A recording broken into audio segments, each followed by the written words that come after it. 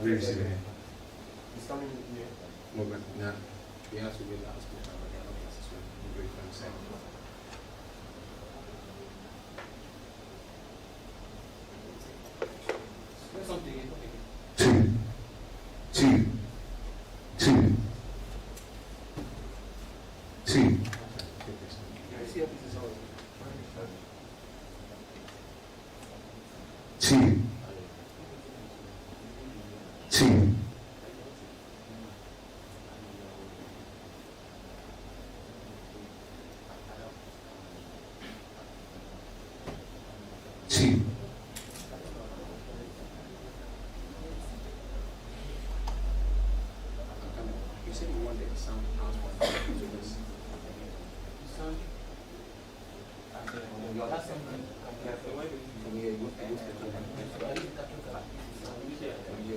But the showing is coming.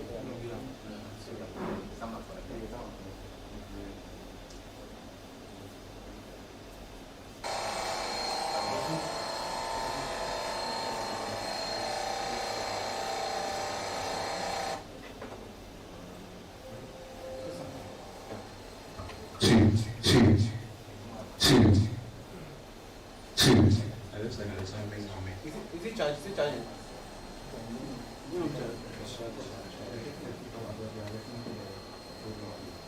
Yeah. So that's what I said. I wish you can get this. You have to change the mixer before you don't change it. It's connected. Connected. Yeah.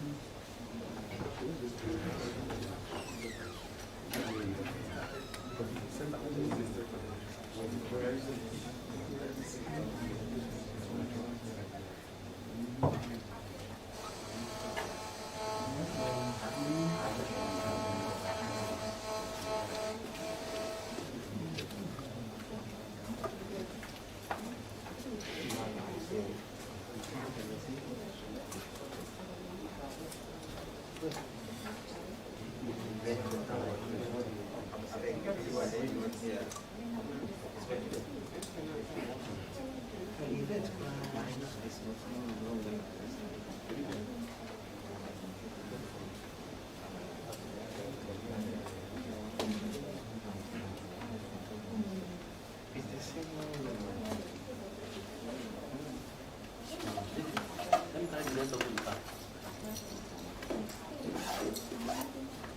But I can't understand it.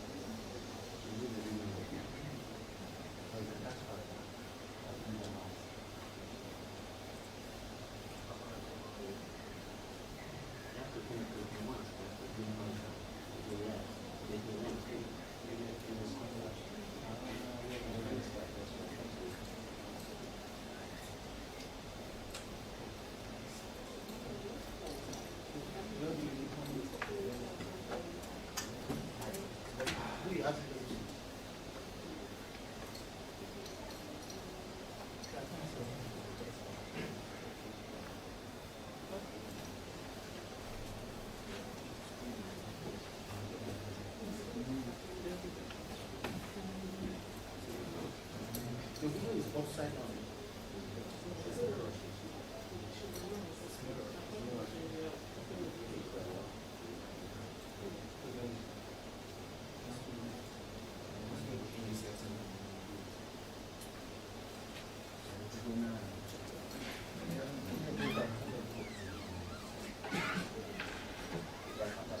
Take off the zero man. Take now. I didn't be zero man. I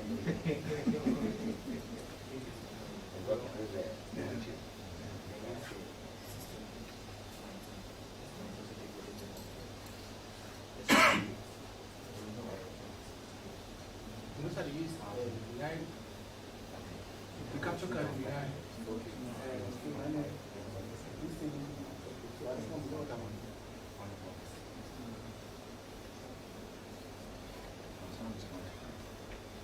Is it picking up side?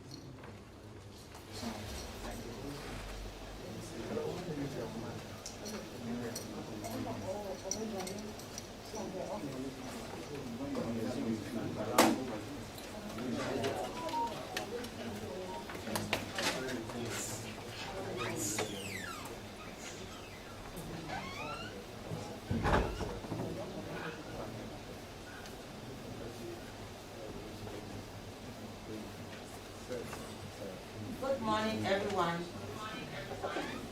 We apologize sincerely for the late start. There has been some technical glitches, but they have been solved. Thank you so much for bearing with us. Well, it's 9:33. The program was supposed to start at 9 exactly, but here we are today, 21st October 2020. My name is Olivia Serafin Agobi from Sedak Microcredit. I am your NC. I want to welcome you all to the 11th Annual General Meeting of Microcredit Association Ghana. The focus for this meeting is building resilient microcredit institutions in the midst of the pandemic. This meeting is virtual due to public health restrictions. We are live on Facebook through Skywave Multimedia. You can also watch us on YouTube. And those of you watching us on Zoom, we want to say you are welcome. We now call on Mrs. Arama Ofori from Gold Step Microcredit Enterprise to give us the opening prayer.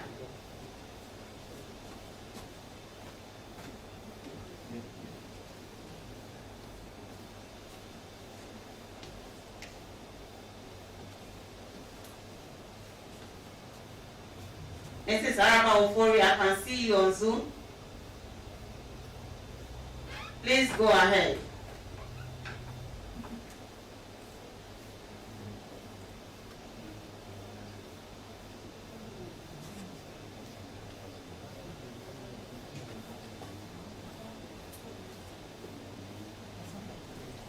Olivia.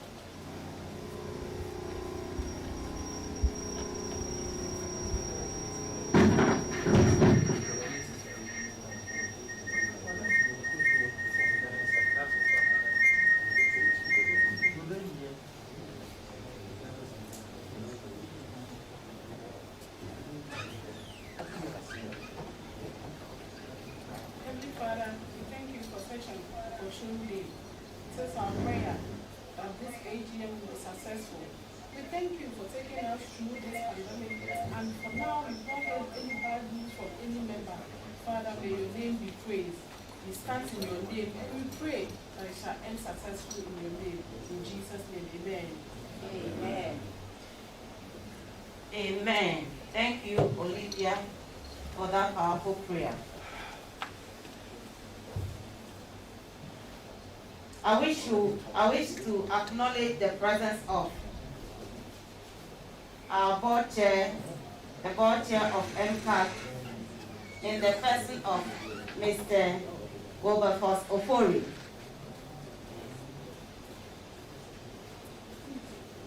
Our Executive Secretary, Mr. Ebenezer Corti. Next to him is Mr. Ernest Senyo Dzandu, Group Head, CDC Group. We also have the Second Deputy Governor, Honorable Mrs. Elsie Addo Awadzi. We are glad you are here. We are privileged to also have in our midst the stakeholders of the association, GAMFIN, GIZ, APES associations and partners. Your presence means a lot to us, and we will not take it for granted at all. Again, we want to acknowledge the presence of all sponsors, CEOs, directors, and board members of the various microcredit institutions. All members from the 15 regions, include all members from the 16 regions. We say you are welcome. Please do enjoy the program. The program is in two parts. The first part focuses on well-seasoned messages and speeches from some of our dignitaries. All this will happen within 2 hours. The second part is for members only, but the opportunity will be given to our sponsors to give us some presentation. Thank you.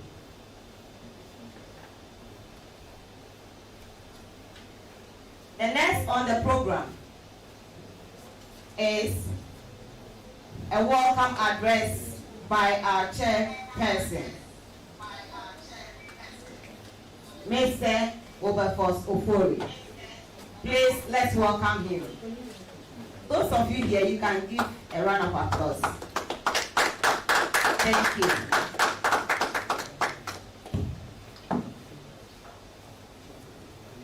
Thank you. Thank you, Madam MC. As the MC has already said, we apologize for the late start.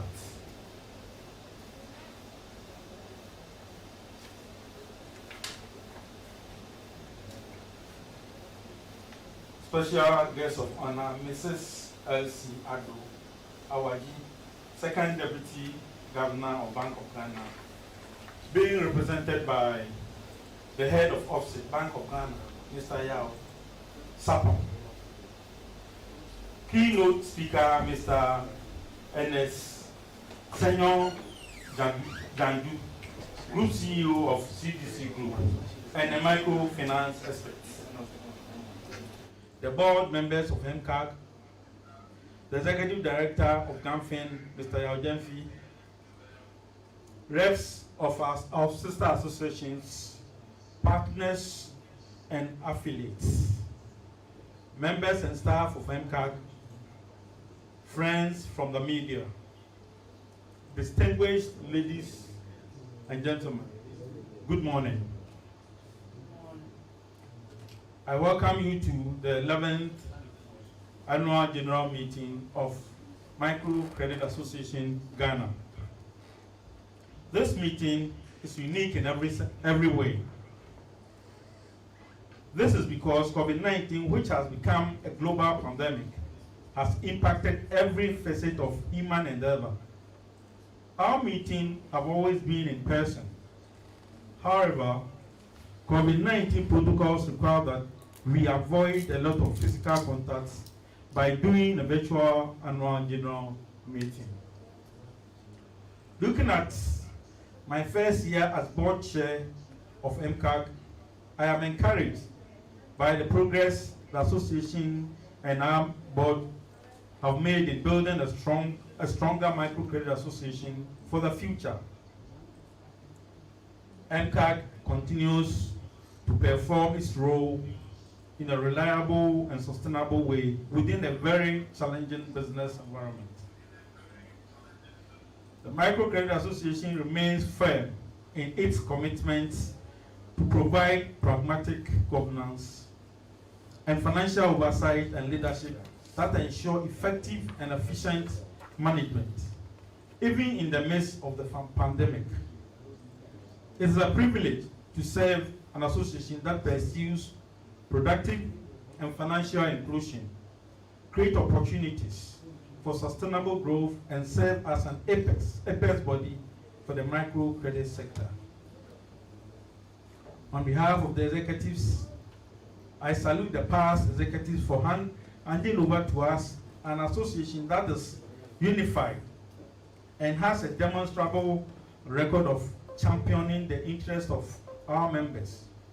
As an association, we have remained relevant over the years by accommodating and indeed addressing the concerns of all stakeholders in a bid to ensure that our collective efforts as a sector is responsive to the needs of the lower end of the market. We say aiko to our past executives for building a vibrant and influential association. We assumed office at a time when the banking and financial crisis, which led to the massive cleanup of the sector have reached its peak. 39 of our members had their licenses revoked. The remnant of this painful exercise still linger. We are committed to supporting the Bank of Ghana in building a more sustainable sector in the face of the growing external pressures. We are determined to assist policymakers in pursuing an inclusive financial system that addresses the challenges of those in the informal sector and the lower end of the market. The first year in office as a board was used to deepen our relationship with stakeholders, particularly the Bank of Ghana and GIZ. It is the position of the governing board that these engagements and cooperation have built synergies and credibility for the sector. The association, through its board, will leverage on these engagements and partnership to ensure continuous improvement of the sector as it pursues the agenda of financial inclusion. MCAG is a strong brand in the microfinance space. Our task of completing the purchase of building to house the secretariat of the association is on course, even though we have had some few challenges. We are confident that the property, when purchased, will help in the efficient administration of the association.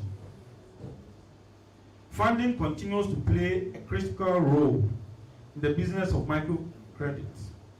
The high cost of funding has been a challenge faced by most microcredit institutions. The board is embarking on a number of initiatives to source for cheaper funds for members and consequently reduce the interest burden on the clients. In this regard, an MOU has been signed with Pan-African Savings and Loan Limited to give loans to members for on-lending. The board and management of the association wish to assure members that no effort will be spared to ensure that access to flexible and affordable funds become a reality. We have also initiated processes to partner with our key stakeholders to provide technical support in the areas of business and risk management to help member institutions during these times of uncertainties. Our strategic objective is to develop a mechanism that will help institutions mitigate the impact of the pandemic. Due to the impact of the financial sector cleanup, there was a decline in revenue in 2019. That notwithstanding, the 2019 audited financial statement reflects the association's continued financial health, though no organization is immune to financial risks in such situations. The financial year ended December 31st, 2019, would have made some modest gains had it not been the impairment of GoCo's security investment. Our plan as board is to manage gains made in the midst of the banking sector challenges and also to get value for money on our goings.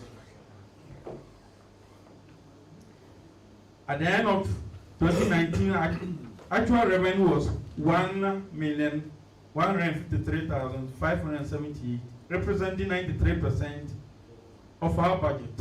The actual expenditure, which was 1,532,034, with 35% of it coming from impairment.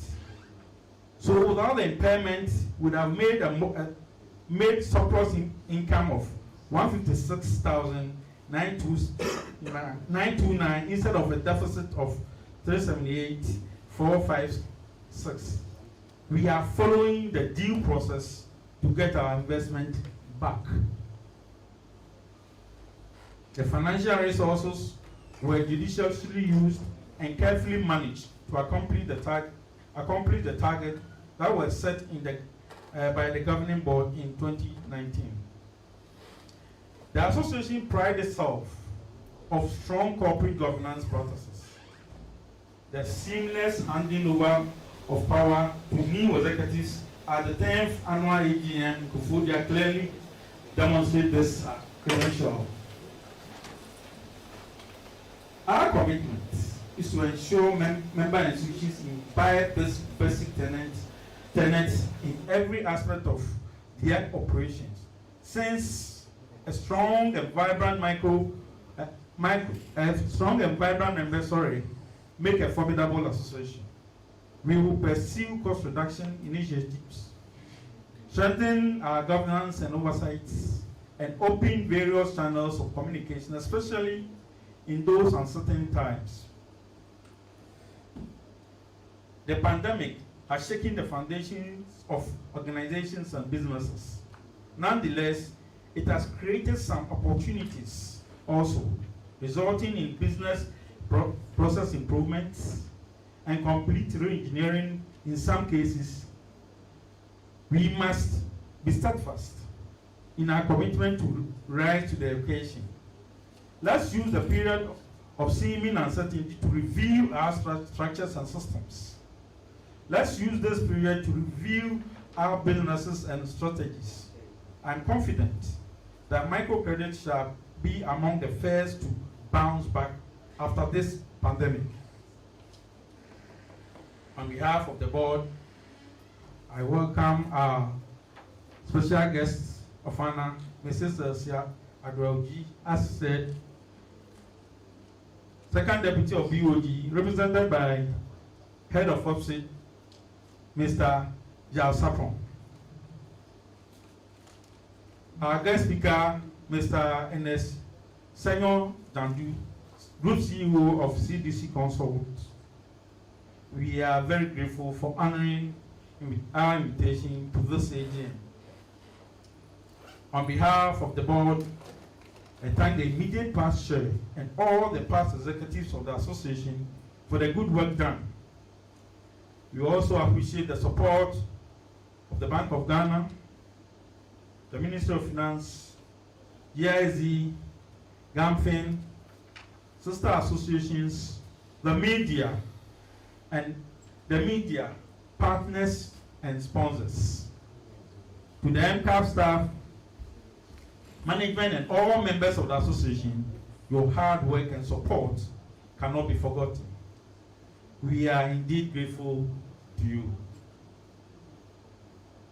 On behalf of the board, I would like to express our gratitude to Dr. Mrs. Regina Addo, proprietors of R. Rains Microcredit Enterprise, and Dr. Lucky Bukari, proprietor of Real Microcredit Enterprise, for their support for the association. I wish you all a successful AGM. Let's stay safe and healthy. We look forward to seeing you in person in 2021. Thank you, and God bless you all. Thank you. So you can do it better for me. Thank you, Mr. Wilberforce Ofori, for welcoming us. And then thank you for assuring us that we will have cheaper source of funds to run our businesses. And I'm glad you said microcredits will be the first to bounce back. And I believe it will happen. Thank you so much for that. Next on our list on the program is Mr. Ebenezer Korti, our ES. Please, are you ready? Let's invite our ES to give us a message. Oh, please appreciate me. Thank you.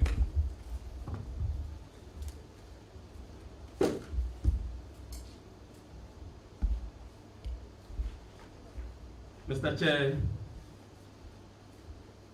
special guest of honor, Mrs. Elsie Addo Awadzi, the second Deputy Governor of Bank of Ghana, who is being represented by the head of Offset Bank of Ghana, Mr. Yao Sapong. Keynote speaker, Mr. Ernest Senyo Dzandu, Group Chair of CDC Group, and a microfinance expert. Executive Director of GAMFIN, Mr. Yao Jemfi, representative of sister associations, board members of MCAC, partners, affiliates, and sponsors, members and staff of MCAC, our friends from the media, distinguished ladies and gentlemen. It is an honor as the Executive Secretary of MCAC to welcome you to the association's 11th Annual General Meeting. This is obviously not the setting we are used to. Nonetheless, I am excited that you are joining us from your various locations on this platform. From the beginning, our values, goals, and strategy have been foundational to our growth and accomplishment as an association, which is committed to a vision of productive inclusion and financial independence for the poor and marginalized. Notwithstanding current happenings in the business environment, which have tested our resolve, we firmly hold the conviction that these same values will be instrumental in guiding our journey as we forge ahead during and after the pandemic. Last year, Mr. Chair, when we celebrated our 10th anniversary, we looked into the future, with a glimmer of hope and expectancy, having experienced tremendous turbulence due to the banking and financial sector challenges. We were determined to lift the banner high after a decade of pursuing financial and productive inclusion. We took stock of the past, and after a lot of introspection and self-assessment, we made a firm commitment to be more customer-focused in our approach. This year, our wounds have been deepened with the onslaught of COVID-19, which has become a pandemic. The COVID-19 pandemic is having an unprecedented impact on our clients, businesses, and the economy. Microcredit institutions have not been spared. Loan repayments are not forthcoming, portfolio quality has been negatively affected, non-performing loans have risen, and the over 400 member institutions are facing liquidity and other operational challenges. our customers are in despair because of the uncertainty surrounding the next loan facility. Indeed, we face an uphill task in such a challenging global business environment. In 2019, Mr. Chair, the association supported member institutions to do business in a sustainable and responsible manner. This year, this was part and parcel of our strategy to ensure that factors that led to the resolution of some financial institutions do not recur. Capacity development through training and coaching constituted a key pillar in our programs and activities. Good corporate governance and effective risk management were at the center of such capacity development programs. Again, at our 10th AGM last year, I called for an act of parliament to give concrete expression to a national policy on microfinance in order to guide the operations of microfinance institutions. You will all agree with me that it is now imperative at this time for policymakers to develop such a policy and enact an act to regulate the operations of the microfinance sector. The words of the late Kofi Annan, an international diplomat of blessed memory, still rings true. He opined that microfinance is an idea whose time has come. Not only do we believe that it is an idea whose time has come, but it is also an idea that has come to stay. It is crucial, therefore, that we actualize the idea in order to ensure that the microfinance sector in Ghana works to the advantage of several small and micro businesses that are unable to access finance from the traditional financial institutions. I request the legislature to consider enacting a law that criminalizes willful default. This, I believe, will help reduce default and rising non-performing loans in the banking and financial sector. At the 10th AGM, the association was challenged to produce credible and reliable data to plan effectively for the sector for the needed support. The association, with the support of its partners, is putting together a comprehensive and integrated software to address all data challenges in the space. Mr. Chair, distinguished ladies and gentlemen, the association has begun consultations with relevant stakeholders on the possibility of setting up a fund for its members. This fund basically will receive contribution from members to support members. Post COVID-19, external support for funding cannot be guaranteed. It behoves member institutions to look out for one another. This is the surest way we can achieve our collective goal, since the success of our business is dependent on the other. The association will therefore lead the process in this direction. The member is the fulcrum around which the association revolves. A strong and resilient member makes a strong association and sector. Our theme, therefore, for the 11th AGM, building resilient microcredit institutions in the midst of the pandemic, is appropriate for this occasion. A resilient microcredit institution is customer-focused, builds robust systems and structures, adopts corporate governance best practices, and demonstrates tenacity in spite of disruptions that may go beyond institutional control. Like COVID-19, with the support of Bank of Ghana, our response to the pandemic has been strong, at least in the area of communication. Our mission has now become more relevant than ever as we serve the lower end of the market.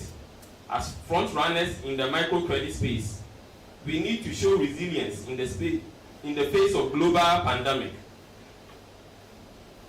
The association, in partnership with stakeholders such as Bank of Ghana, Ghana Association of Microfinance Institutions Network, GAMFIN, GIC, the International Finance Corporation, to provide training in disaster recovery management, effective business management and modeling.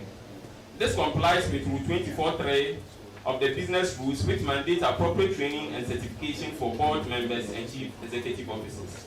Mr. Chair, the 5-year strategic plan of the association ends in December 2020. The objectives set out in the plan have largely been achieved. However, a new strategic plan that addresses the issues raised during the banking and financial sector cleanup will be developed with the support of our partners in order to position the association during and after the pandemic. The association is committed in supporting the Bank of Ghana's mandate to effectively supervise and regulate all licensed institutions within the microcredit sector, whilst ensuring that other persons who may be operating unlawfully are duly licensed and regulated. In 2019, with the support of GIZ, the association embarked on a campaign in the northern, upper west, and upper east regions of Ghana to sensitize the public on the regulatory environment of microcredits and advise on licensed operators on the need to regularize their operations with the bank. The campaign was largely successful. We hope to replicate same in other regions. We humbly request the Bank of Ghana to partner with the Microfinance Association to lead the engagement with metropolitan, municipal, and district assemblies to help expose persons who may be operating without license. We are confident that such collaboration with MMDAs through the Ministry of Local Government and Rural Development will help sanitize the sector.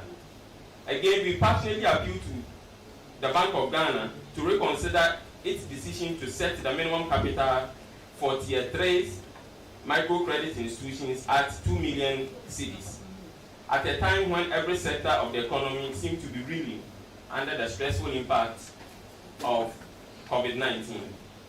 We appreciate you, our members, for your continued loyalty and tenacity in these trying times. I am grateful to our special guest of honor, Mrs. Elsie Addo Awadzi, Second Deputy Governor, Bank of Ghana, our guest speaker, Mr. Ernest, Senyo Dzandu, Group CEO of the CDC Group and a microfinance expert, Mr. Yao Sapong, Head of Other Financial Institutions Supervision Department of Bank of Ghana, for making time off their busy schedule to join us. Special thanks to GIZ for their unalloyed support and cooperation.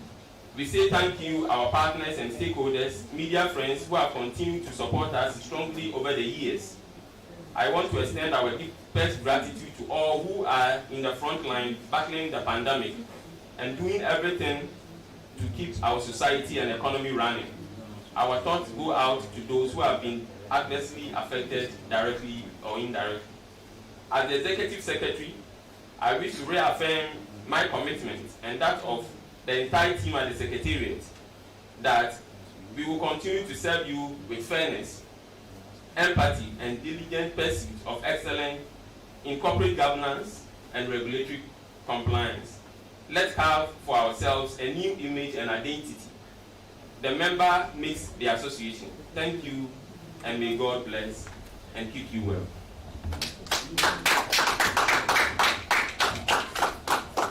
Thank you, our ES, Mr. Ebenezer Korte, for that message. And we know that indeed this year our wounds have deepened with onslaughts of COVID-19. But with the help of the association, as you have said, and as you've been doing, with the trainings that you organize for us, I know definitely we will overcome. Thank you.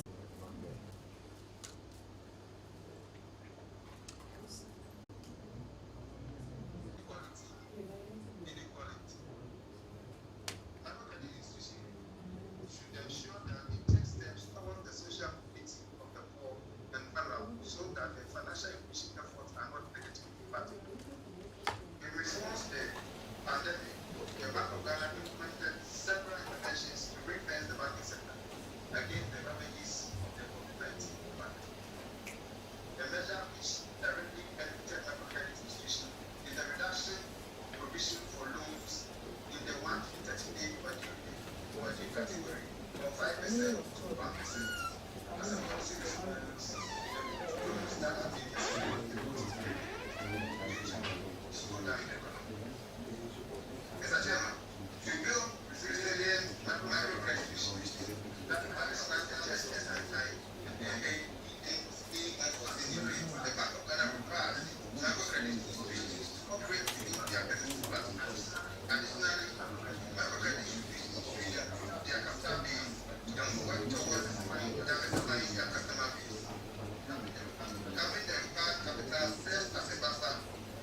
in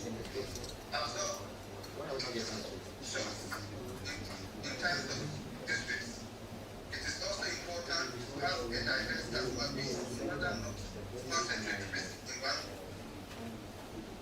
one customer segment. Similarly, staff are the frontline workers of all financial institutions. They serve as an interface between the institution and the customers. Consequently, microcredit institutions should invest in recruiting staff with the requisite knowledge and invest in training and building staff capacities to operate in the new business environment. Microcredit institutions should enhance risk management, including credit risk management, to build resilient institutions. Good risk management can be the difference between surviving profitable and perishing in disruptive times. It is therefore incumbent on all microcredit institutions to have in place policies that anticipate and put in measures to mitigate against all risks. Mr. Chairman, corporate governance is also crucial for the survival of any institution. As we settle into the new reality, it's important to encourage a policy of governance that reflects the new needs of the business. Microcredit institutions should therefore improve on corporate governance, including enhanced work communication, regulatory compliance, succession strategy, business continuity, and disaster plans. It is my hope that this meeting will afford members of NCA the opportunity to take stock of the past, re-examine activities in the light of the present circumstances, to adopt a new path towards more progressive and sustainable microfinance programs. The Bank of Ghana remains committed to providing the needed environment and support towards the city. I thank you all, and I wish you successful deliberation. Thank you very much.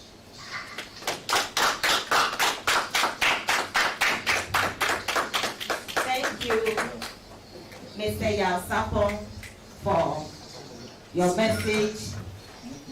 We are most grateful.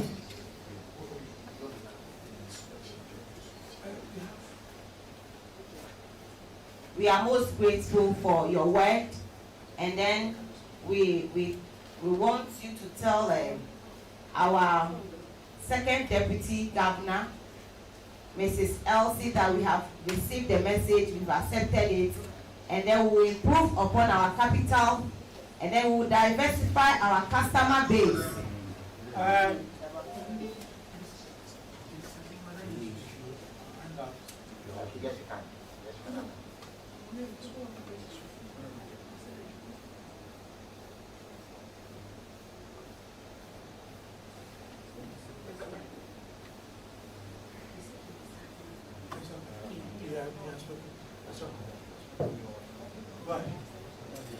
So we are glad we have heard from her, and then we are also happy that she has advised us on we having policies in our institutions. We should run our institutions with good corporate governance and then compliance to the regulations. We are grateful. Thank you so much. Next on our program is a keynote address by our guest speaker. I hope you are all anxious to hear from our guest speaker. Yes, we are. Our guest speaker for the day is the CEO and Managing Consultant of the CDC Group.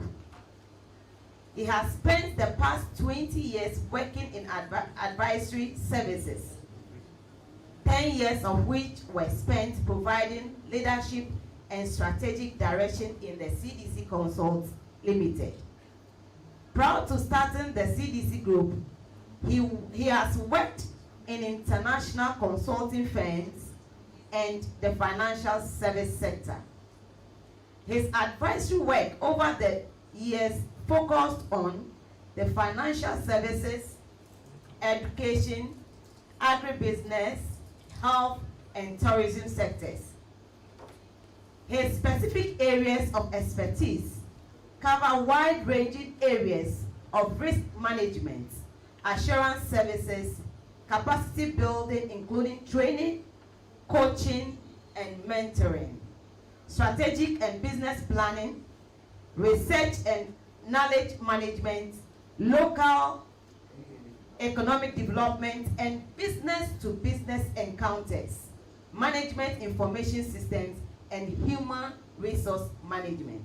Over the years, he has consulted for several multinational, international, and national organizations and businesses. He believes interventions have to add value to the beneficiary businesses and their clients. Otherwise, there is no need for advisory service. He is particularly keen on seeing stronger providers in the microfinance, education, agribusiness, and health sectors. As a certified entrepreneurship teacher, he is convinced that businesses and organizations can only survive if their offerings add value to their respective clients and beneficiaries. He has participated in several short courses, including Certified Entrepreneurship Teacher by National Foundation for Teaching Entrepreneurship, NFTE USA, SME Project Finance, IFC, and Bank Consult, India. Training in Microfinance, Bearing Consult, Washington, D.C., USA. Business Edge Training of Trainers, International Finance Corporation, IFC, and Ghana Stock Exchange Security Training course. He holds an MBA in Finance and Accounting, BSc Administration Accounting, and is a chartered accountant. This man has a very strong passion to see businesses become sustainable, offering unparalleled and responsible solutions to their clients. I know this morning the question on the mind of all of us right now is, how is my business going to survive during these difficult times? Well, in the next 40 minutes, he is here to show us exactly how we can survive and do well during this time. Ladies and gentlemen, with a round of applause, please join me welcoming the guest speaker, Mr. Ernest Senyo Dzandu. Oh, please be Dzandu better. Thank you very much, Madam Elsie. I think what you didn't say is that I went to the school you went to. I thought that should have been stated very clearly.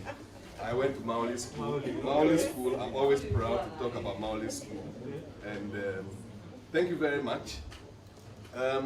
Greetings and congratulations on the 11th AGM of your association, MCAG. Thank you for inviting me to speak to you on this important occasion. Mr. Chairman, ladies and gentlemen, all protocols observed. Your theme of building resilient microcredit institutions in the midst of the pandemic is not out of place and cannot be overemphasized. We are all witnesses to the events that have occurred, mainly from the beginning of the year 2020, which officially arrived in Ghana on March 12th. Since then, we have had various forms of lockdowns and restrictions. The partial lockdown and restrictions have no doubt affected businesses, including those of microcredit providers. Mr. Chairman, for businesses in general, the changes have been massive, although it's also obvious that not all sectors were affected to the same degree. As microcredit providers, you might have asked yourself several times what this means for your businesses and what does the future look like. These thoughts and feelings, Mr. Chairman, are all in order. And if any of you providers is not feeling this way, then permit me to say with all respect that something may be wrong with you. So it is in order to be worried about the times that we find ourselves in. Doing something about it is what we should be thinking of.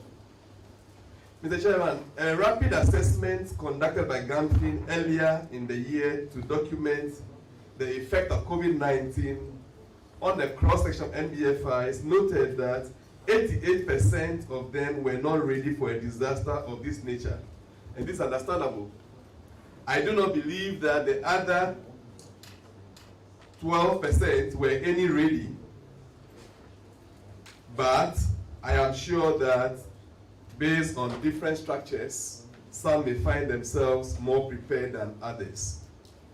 Mr. Chairman, the Ghana Statistical Service, as part of the Business Tracker Survey conducted between May 26 and June 27, 2020, stated that about 770 workers, in fact 25.7% of the total workforce, had their wages reduced, and about 42,000 employees were laid off during the country's just partial lockdown.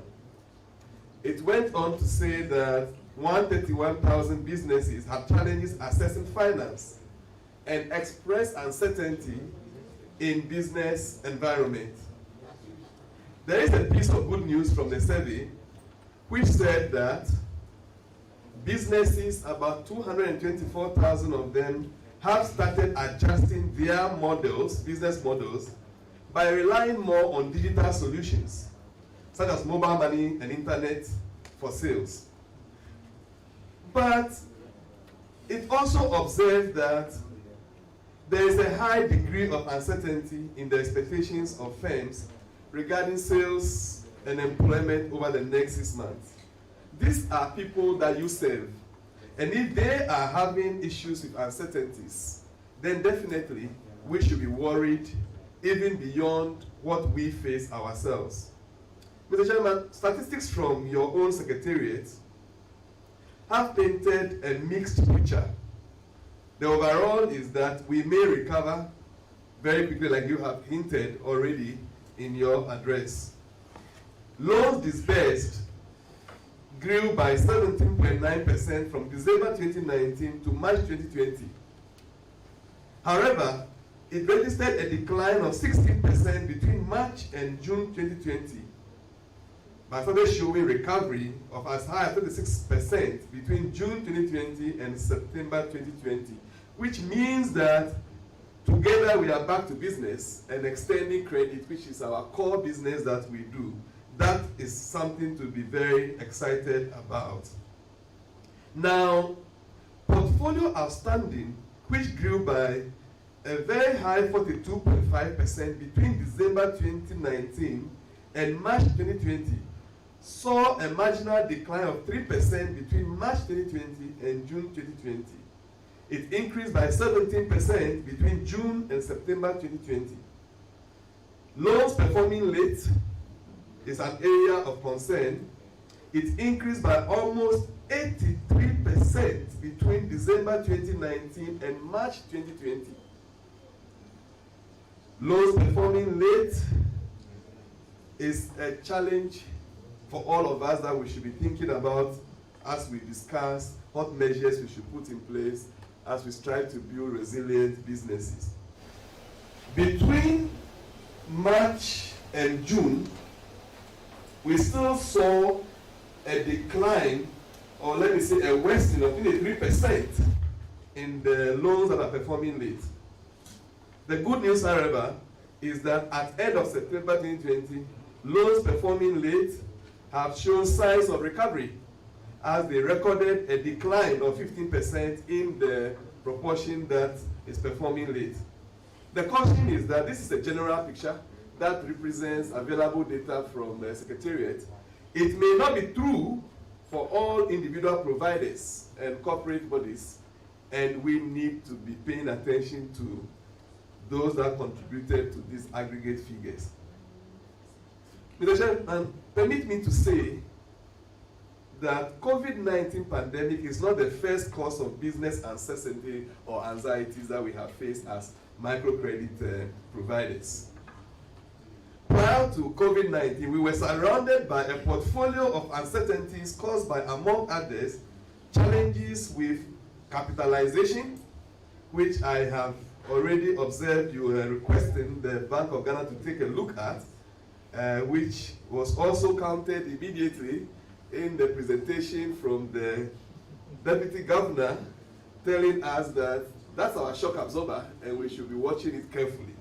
Mr. Chairman, I want us to remember that we have already suffered a number of market disruptions through technological changes. Digital credit, even though small in terms of loan sizes, is making significant inroad to the numbers of clients that we serve. Non-payment of loans by customers have already all conspired to affect the sustainability of our businesses. What our great friend and foe called COVID-19 did and continues to do is to take the issues surrounding uncertainties and the need to build resilient microcredit businesses to a higher notch. It is therefore clear that, pandemic or no pandemic, we are called to build resilient businesses as microcredit providers. Mr. Chairman, what exactly do we mean by building resilient businesses?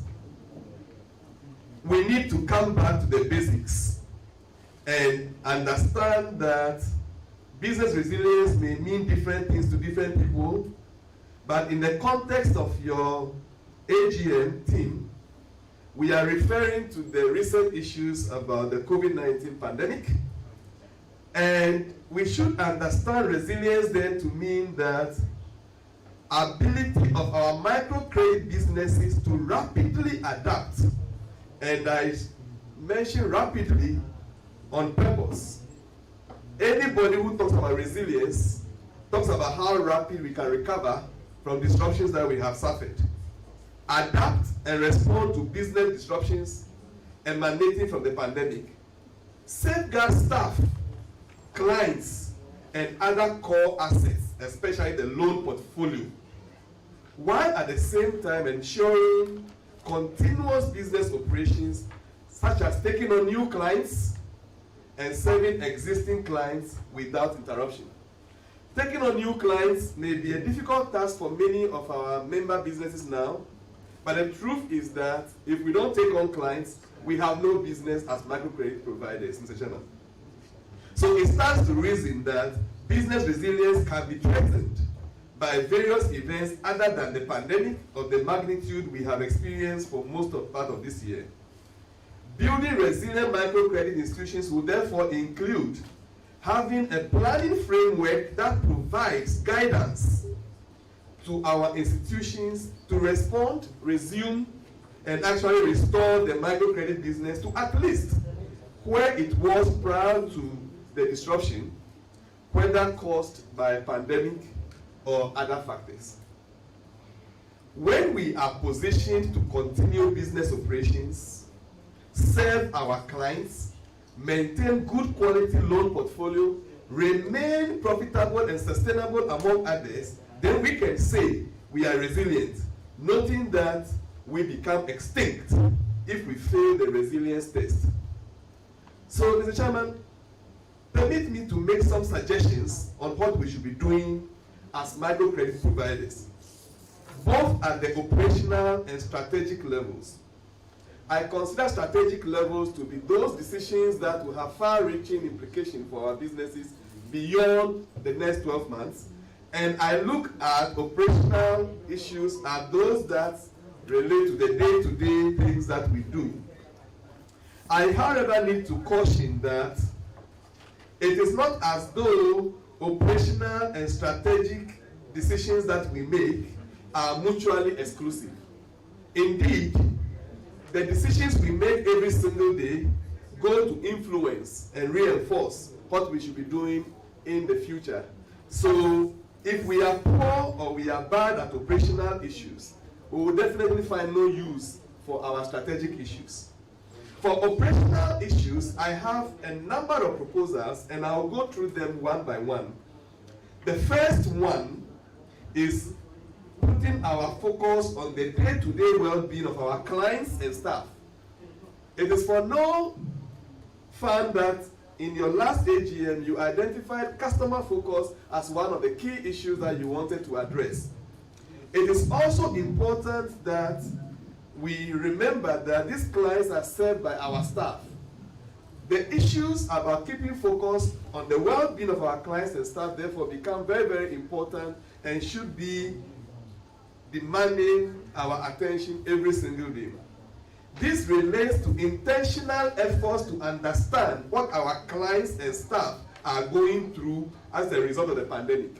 There's a tendency for us as microcredit providers to focus on our own problems and ignore those of our clients especially, and even for some of our staff, for those of us who are owner managers in charge of our businesses.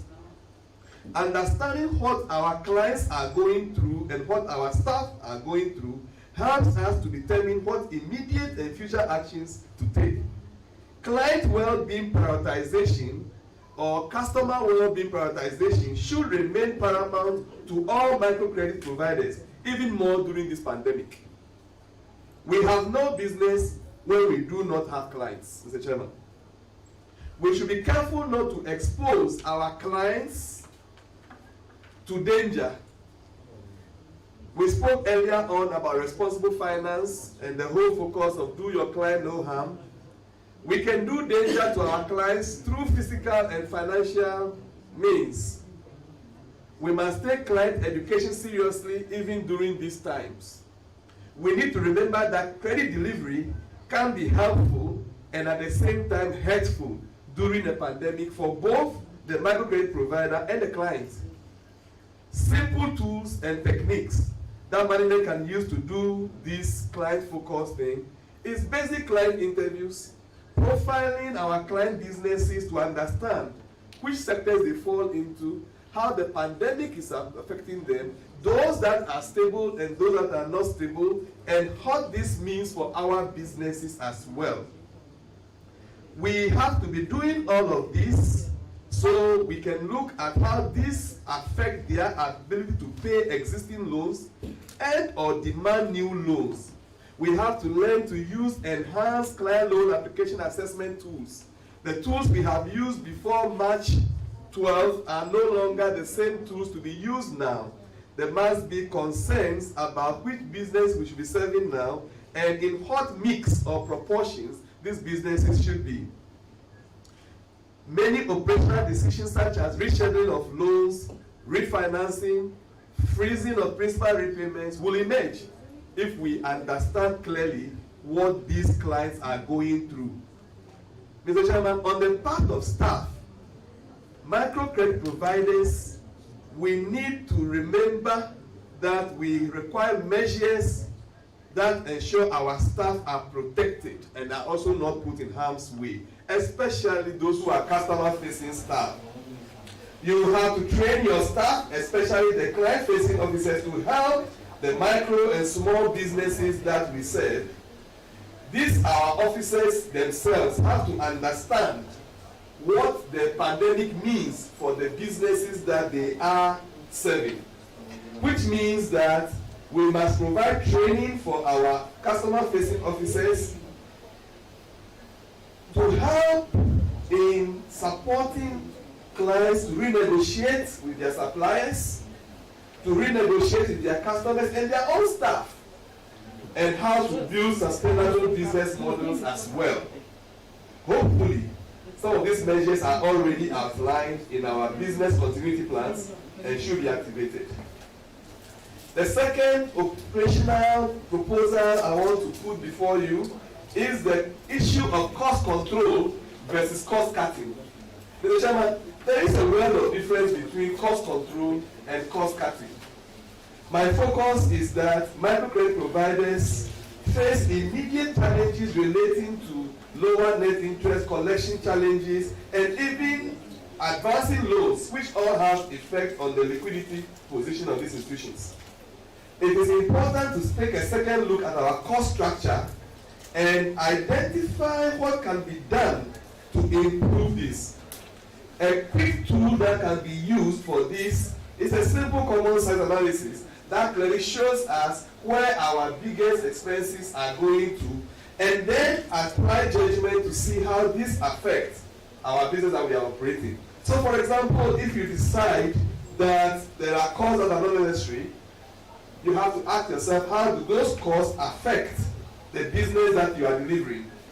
If you want to cut monitoring costs because you believe that it takes a big chunk of your expenses, you must remember that it will have direct effect on the quality of the portfolio and make those decisions. So versus cost control, cost cutting, you have to be looking at avoiding blanket cost cutting measures.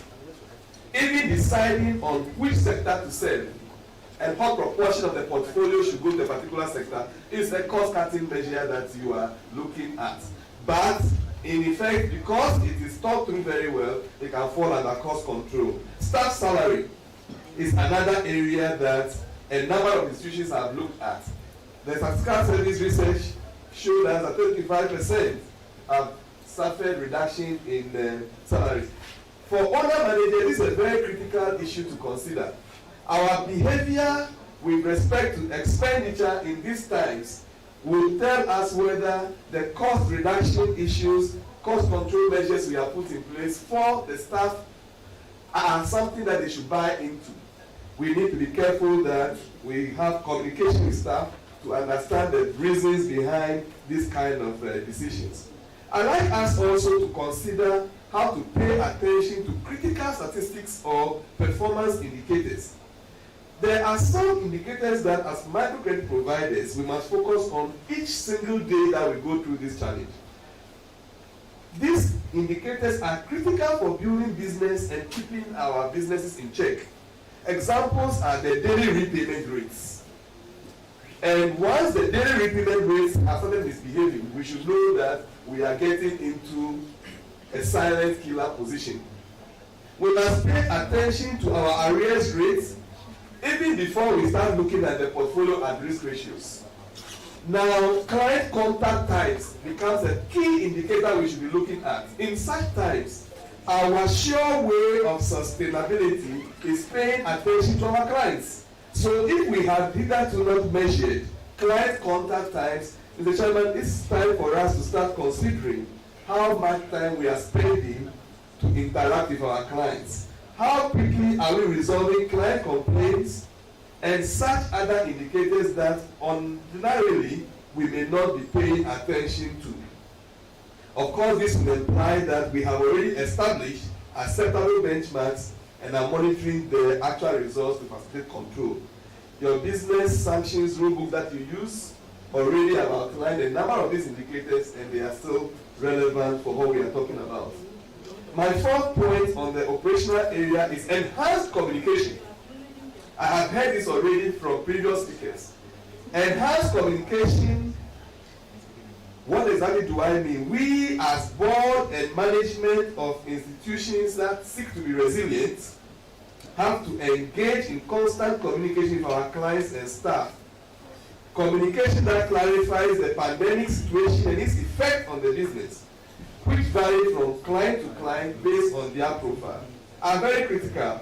It must show clearly what we are doing as board and management in addressing the situation and call for the support of staff and clients. It is not one that gives false hopes, but communication that assures all that we are clear on the situation, we have put measures in place, and as management we are committed to implementing those changes. It is only then that decisions such as those that affect staff benefits and other structures would be accepted in a positive light. We have to look at the communication channels, especially those with clients, and make sure that they are appropriate for the needs of these clients and their capacities. My point number 5 is regulatory and reporting compliance. Mr. Chairman, the pandemic gives us no excuse for going outside the regulatory provisions that we have to follow as businesses. We cannot build sustainable, resilient businesses if we decide to go against the provisions of the regulator and the basis of the fact that we are in difficult times.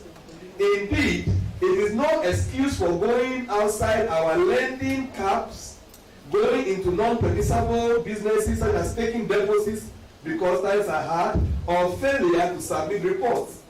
The regulator has already provided directives taking the pandemic into consideration. and we should endeavor to keep in line with these provisions as we push with advocacy to further improve what we believe must be changing in the landscape for us. Digital engagement. Mr. Chairman, in a very short distant past, we have the privilege of deciding whether we want to adopt digital technology or not. Now, we have no choice. Even within this period, MSMEs or micro small businesses that have never thought they could do or were not interested in digital platforms have taken to it. Basic adoption as mobile money platforms, paying for services online instead of in person, have seen increase in adoption. We providers cannot be behind this. We cannot afford to be left behind. As we learn to understand our clients' products and staff capacity in the short term, we should be able to adopt these quick measures that enhance business operations in the short term to minimize disruptions. Measures to consider quickly include staff digital coaching. Working on Facebook or WhatsApp is not the same as understanding digital platforms that will be used for business, Mr. Chairman. Client digital coaching is another area that we should actually look at. Our clients must be digital oriented, and we must assure them that it's a safe area or a safe platform to operate. Digital loan requests should be the order of the day. Digital loan application assessment should be of interest to us. Digital loan repayment, as well as ensuring that all controls are considering the changes that digital changes have brought to us. Not all clients will come on board immediately, just as not all our staff and some board members will be willing to get to this level. But we need to keep working and hoping that we will get there gradually. Not getting there means that we are deciding to actually go out of business or become extinct. I think about action planning for all the operational areas I have just mentioned, and I am concerned that not many of us, based on the work some of us do, have taken planning seriously. We have a lot of ideas, we have a lot of actions we want to take, but these are all remaining in our minds and are not documented. If we are without an action plan in times like this, that clearly defines what we want to do or seen done, who is responsible, performance indicators to track, and verification measures. If we are not paying attention to this, then we are not ready to address the challenge of the pandemic. And we will not be ready for any other future disruptions. As a necessity, we must cultivate the culture of working through documented work plans or operational plans, as you normally call them, that are in line with the SMART criteria to help with board oversight, management, and staff performance. Mr. Chairman, in between my strategic proposals and operational ones, I have a point here titled Public Engagement. Now, the credibility of microcredit providers is one that we have to watch and protect carefully. You have done a lot over the past years to erase some of the negative mindsets that, or perceptions that the public has had of money lenders and other things that have brought us this far, where we are doing a whole lot of work to ensure that our image and reputation is kept intact. So at this time, and even more times like this, we have to ensure that our members are living and operating by the rules and regulations that should be guiding us.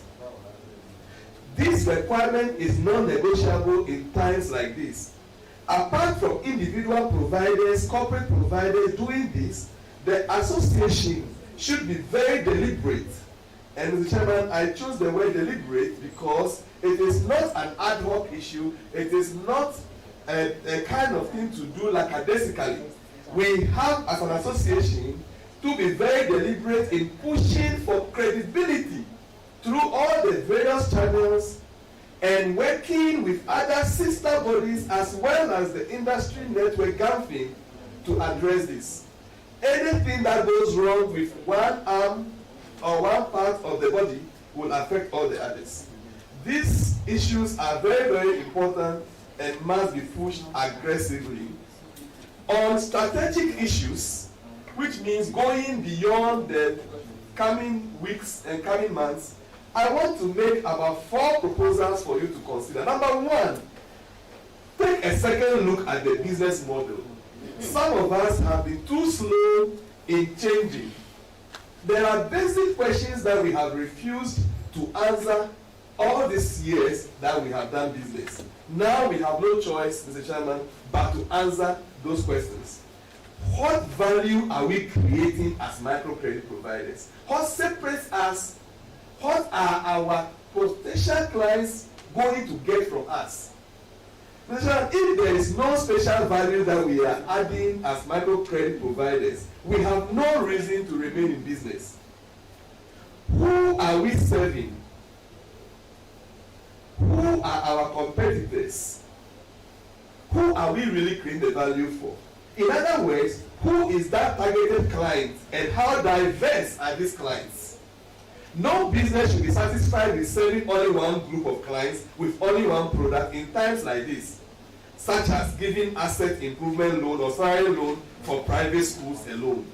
Some members have specialized in private school, for example, loans, and now they know carefully from experience that this has failed and it should never happen again. A careful selection of markets and clients, understanding the size, growth potential, needs and capacity of the market that we have chosen, adopting a mix of channels for delivering this value or products as you call them or solutions will have to be well documented. I already spoke, Mr. Chairman, about the need to adopt technology.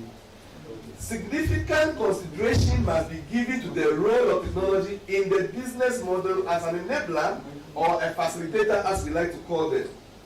This is not a simple issue about payment through mobile money platforms, but it is something that cuts across the whole provider institution. Our clients are shifting very quickly to technology-driven products and delivery. We have to consider that seriously and develop appropriate strategies, including investments. Technology investments can be very expensive, Mr. Chairman, and it should not be done lightly, and yet it should not be ignored. Partnerships and collaborations with other service providers, so you don't need to go and invest huge amounts of money that you already do not have in this. In a recent chat with a member, the major concern is, I'm looking for money to give loans. Why should I be investing money in new technology? These are valid concerns.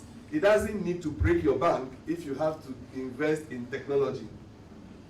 Review opportunities with fintech and other providers and see how you can collaborate and take advantage of opportunities offered by technology. Central to this will be training and reorientation for owners, board, management, and staff. Thankfully, you are not new to training as microcredit providers. Every record has shown that your members take training very seriously. And this area, when added, will definitely improve where we are and where we want to get to. Previous speakers have spoken about governance. I have it here as a critical thing. Governance remains a major requirement to enhance accountability, compliance with legal obligations, provision of strategic direction and oversight. This means we must dedicate more attention to issues of governance, especially in the areas of recognizing it as beneficial to the microcredit business first. Governance is not for the benefit of the regulator. Having strong governance structures is not for anybody, but primarily for the microcredit provider business itself. And any business who understands this will earn the fruits that are derived from effective governance system. So, what this means is that we must pay more attention on who gets onto our boards and how the board works collectively. Whether there is pandemic or not, you have to focus on that. For individual providers, enterprises, you have been encouraged already by the Blue Book, as we call it, to have advisory board to help you in the good and not too good times. Your board members must be willing to subject themselves to training, even if they have been board members wherever they have come from. Because the challenges that confront every business that they serve on the board are different.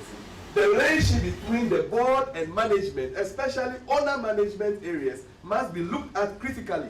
Owner managers, be willing to subject yourself to scrutiny from your boards if you want to be resilient. Friends, capitalization is another point on my strategic issues. Capitalization is important for both short to medium term, but given that it takes time to realize, we should focus on how this can be addressed. I have already alluded to the comment from the Deputy Governor on this issue about the need to have strong, well-capitalized providers. We cannot do this business on a sustainable, resilient basis if we are not adequately capitalized. The roads have a lot of potholes and we need strong shock absorbers for our cars. It is the same for the microcredit business. The times are turbulent and most of those who will succeed are those that are well capitalized. Continue to explore all the strategies you know of to achieve this. Inviting other shareholders, if you are corporate and considering business combination, will be some of the things that you should look at. Individuals should know that their businesses are limited to how much they have invested in the business. I am aware that many of you are expecting government support. I am not in a position to comment on that, except to say that even when that crystallizes, it will not be for everybody. So please, get back the drawing board, take a look at the business model, see how to make it attractive, and other options may fall your way. I was glad when the Secretary spoke about the need to build a fund for serving members, because over here I have what I call shared services and other broker things that we should be doing. And this goes especially to the Secretariat as they support individual members and corporate members to build resilient businesses. The association should take this up seriously. Partnerships with service providers in the technology space, in the funding space, and the various value chains may provide us with opportunities that will facilitate resilience. We should be able to negotiate improved and competitive rates for our members who are in good standing. May I advise, knowing that you know this already, that it is not every member that should expect to benefit from this. The data submitted and verified by Secretariat should be the key determinant. And it should not be that because I am a member, I am automatically going to qualify. Mr. Chairman, business continuity plans that we have developed over the period that we have kept without using, going forward must become an important tool for our use. The feedback from this monitoring, which is largely operational, is what helps us to refine strong strategies that enhance resilience. My last point on this is effective people selection and capacity enhancement. The staff that work with us must now be carefully selected even more than before. They must come ready with more innovation, skills in technology, and other related complementary skills before we even accept them. And when we take them on, we should train them and hold them accountable through strong performance management systems, which in many institutions are lacking. Mr. Chairman, let me conclude by saying that this is no time to go into despair. This is no time to go complaining. The effect of the pandemic is a global issue. It is affecting all economies and businesses. The actions we take, however, will determine our ability to recover or die. We should be looking at which sectors of businesses are stronger so we can focus our work as credit providers into those areas. We should be renegotiating some of existing capital that we have engaged if it is possible. We should actually be more cautious in taking on new investments, especially what they mean for the businesses that we have. You have the experience, you have the capacity to get out of this. Keep the focus and keep doing the right things intentionally and consistently. And together, it will be well with all our businesses. Thank you very much. And I have the opportunity. Thank you, Mr. Ernest, Senyo, Dzandu, for this solutions that you have provided. Indeed, you have the experience, you have the capacity. Make sure you take the right actions. If the right actions are taken, your business will survive in this difficult time.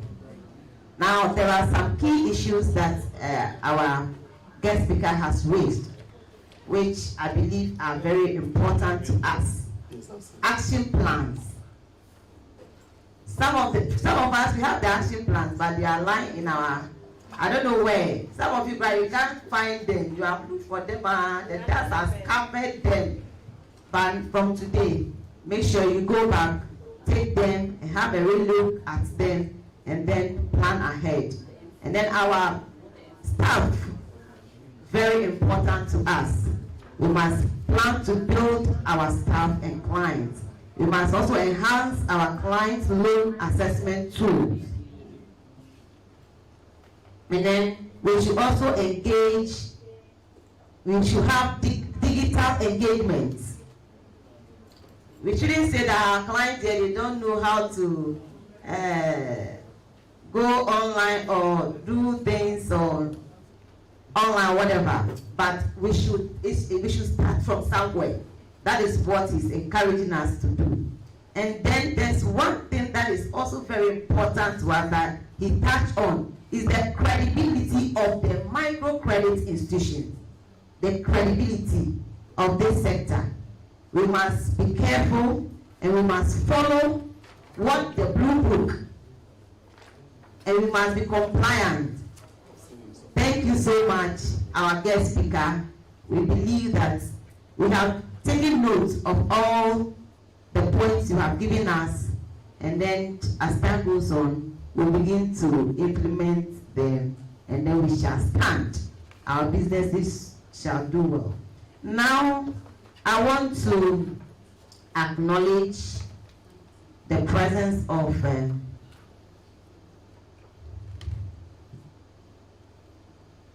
our sister associations. Ghana Association of Savings and Loans Company.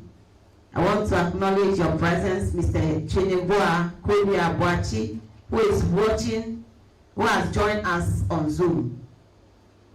He is the Executive Secretary of the Association. Now I also want to welcome the General Manager of Cooperative and Susu Collectors Association in the person of Mr. Edmond Benjamin Addo. You are welcome. And now, representing the General Manager of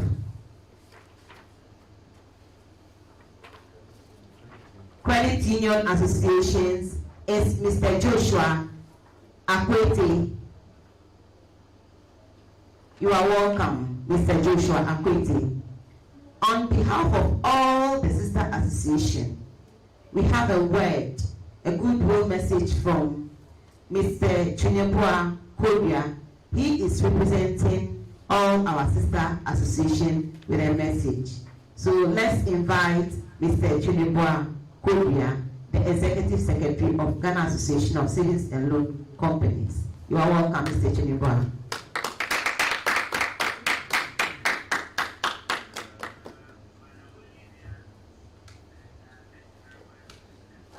You are welcome.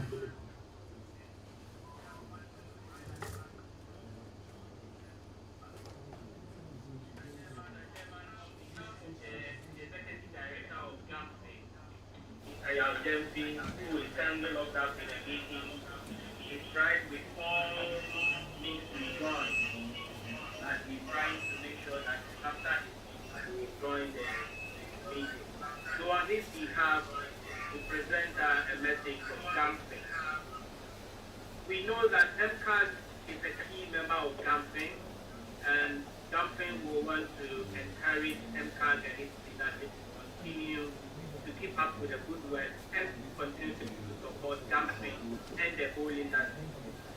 There is also a certification program ongoing from Gamping in partnership with SDFIC, and MCAS and its members so far have massively participated in the program, and we congratulate MCAS and its members. We want to also encourage MCAS to continue to pay attention to good corporate governance practices as well as good risk management systems so that we get the best at the end of the day. Gamping remains committed to supporting the group of the industry. The doors of Gamping are continuously open to receive feedback and support and comments from MCAS and its members. Currently, Gamping is rolling out COVID-19 relief fund. There's a relief support that comes with a very low interest rate. The rate is to help us keep the value of the funds against inflation, and it's mainly to support members in government. When we roll it out, eventually we will encourage MCAS members to take advantage. We also continuously looking at other ways of building the capacity of members so that and a number of capacity building programs have been partnered out in partnership with our development partners such as GIZ, IFC, and the like. We wish you all the best as you celebrate more extensively during your next part of the program. And on behalf of Gamping and all sister efforts, we say Aiki and congratulations to MCAS. Thank you very much. Thank you, Mr. Kinepa, for that message. We are grateful. Next on the program is vote of thanks from Mrs. Christiana Jiche Awuku, that Microfinance Limited.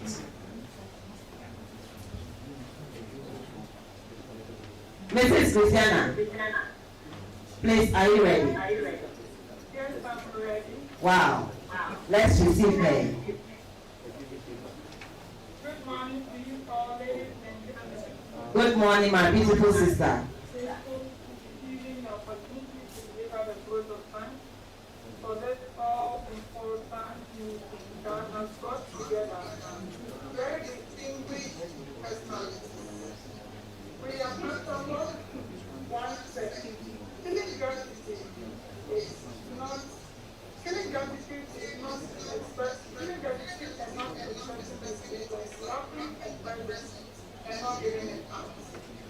On behalf of the Microcredit Association Ghana, I would like to thank the Almighty God, the Supreme One, who keeps us holding us by His grace and power.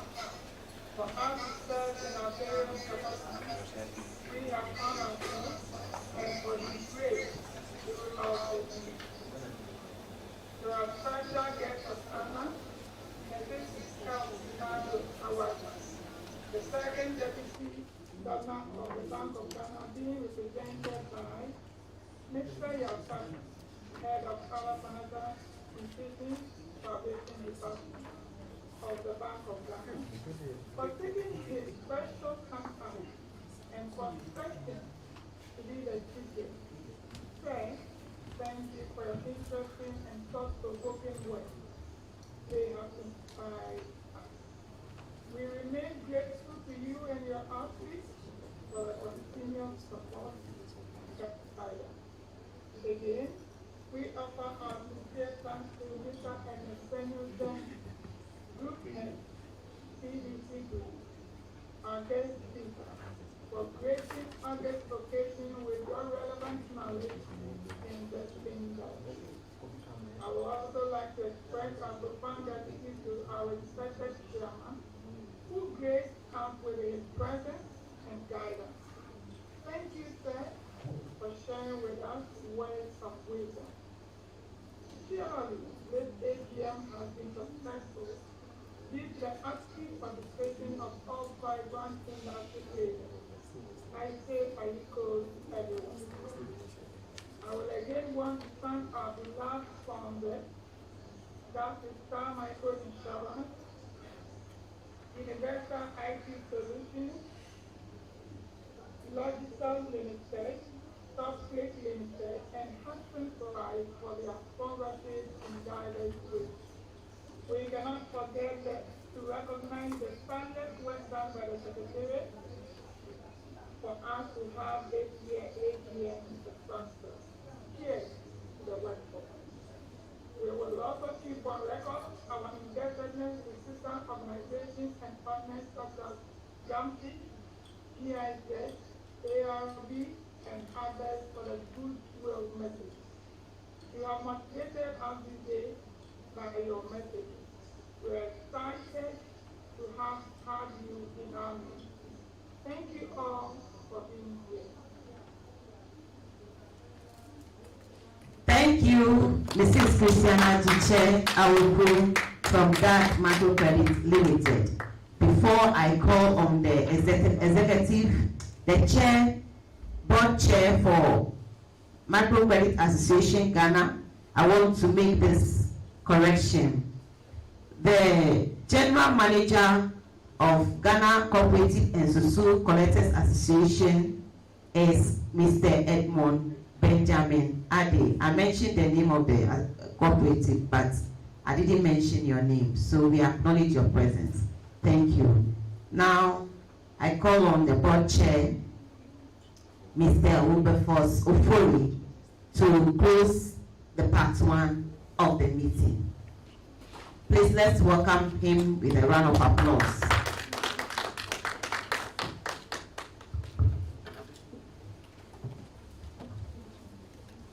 Thank you, our Honorable MC. The first session is closed. We are so grateful to the guest of honor and the special guest of honor, and of course, Gamfen for giving us so much. We are indeed grateful, and we know that as we have continued working with you, that will be what you have given us will rather enhance and increase whatever we are going to do. I think a lot of things have been mentioned. I don't want to go back.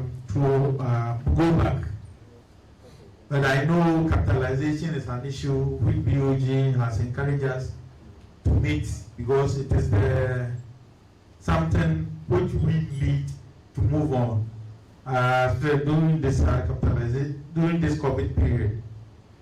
We also have issues of corporate governance, and BOG has said that they will support us in all fields in our building a committed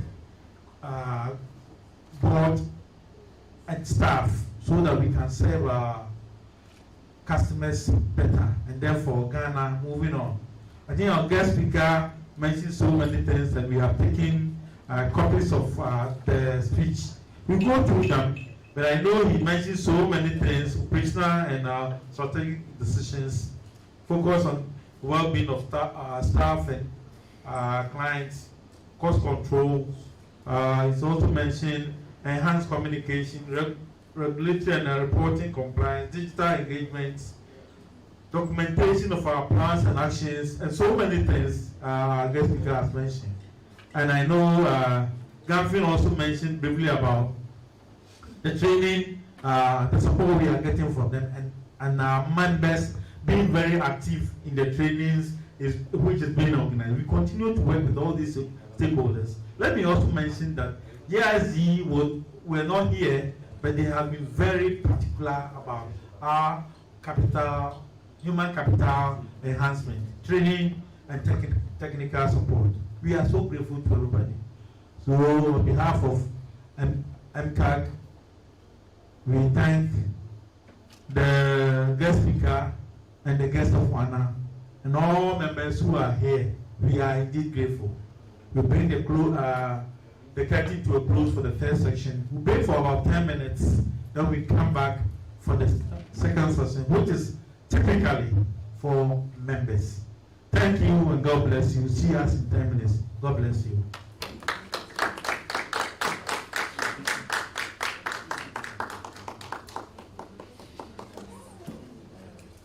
Thank you.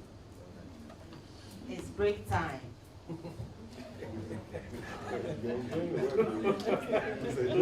Thank you, sir. Welcome. Just in this, I'm going to do it. Yes, no problem. I'll send Religiously. I'll send a soft copy to them. Yes, we'll be doing fine. We will need it. Thank you very much. It's a new document.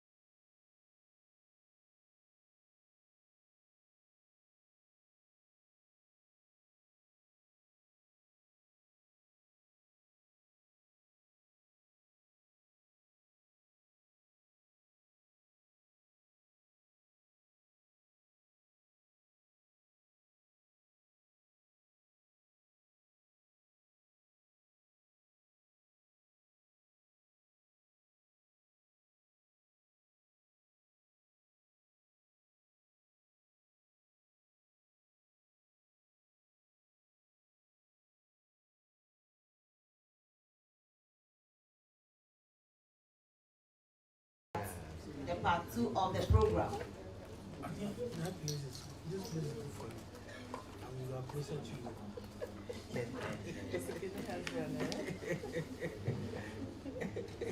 I hope you've all finished with your coffee and then your drinks and your small chops.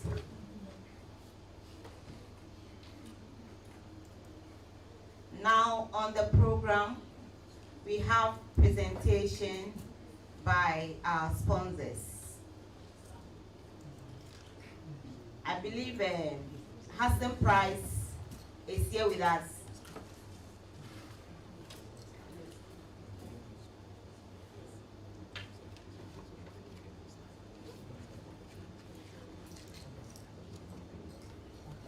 Okay, I want to ask a question.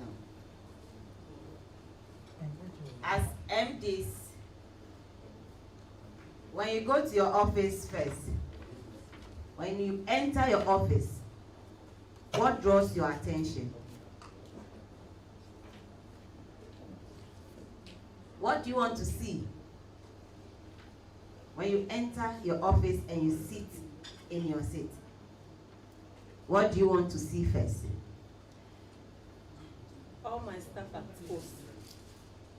Are you sure it's the first thing that beats? Well, somebody said all her staff, she wants to see whether all her staff are at post. Okay, who else? I want to say cleanliness. Cleanliness. Okay.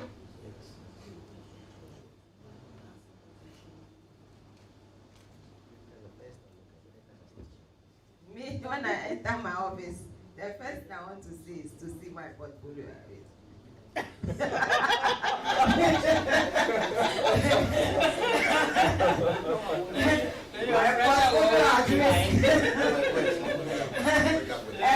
sometimes when you look at it, it's true your pressure will be high. Yes.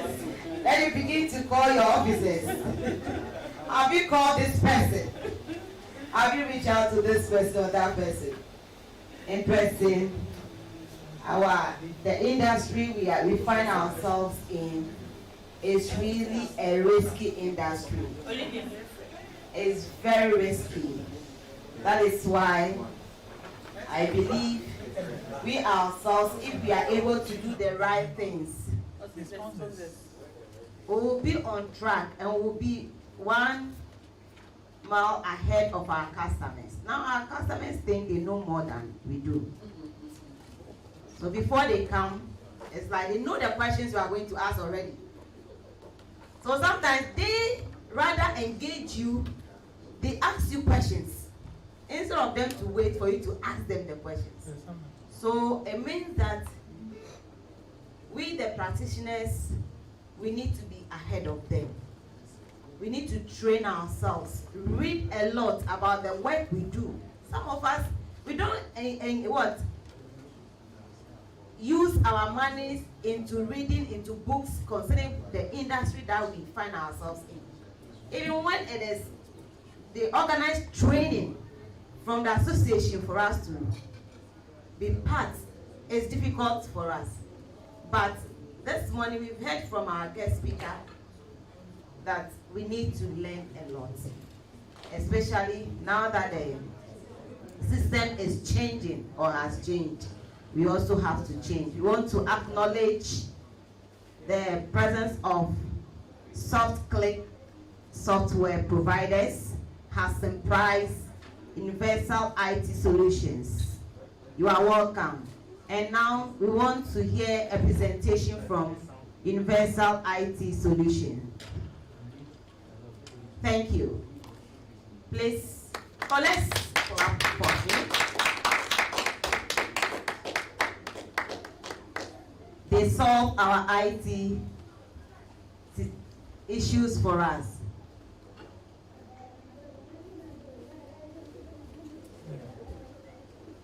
Hello, good morning. Good morning. I hope can hear me clearly. Yes, yes please.